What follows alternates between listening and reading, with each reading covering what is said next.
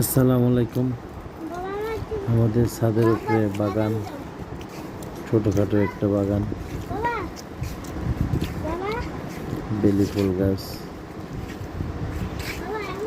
মরিচ গাছ, মরিচ গাছ, মরিচ গাছ, মরিচ গাছ, ফুল গাছ। এখানে মরিচ, অনেক মরিচের চারা লাগানো হয়েছে। এটা আম গাছ ছিল, ভেঙে ফেলছে। পুঁই শাক, মরিচ,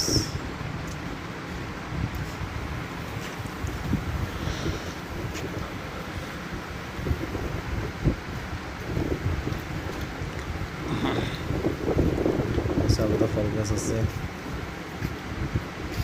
এগুলো সব মরিচের চারা। মরিচের চারা, দেশি মরিচ, এগুলো অবস্থা চারা। হাতের জন্য পাশের বিল্ডিং এর ছাদ।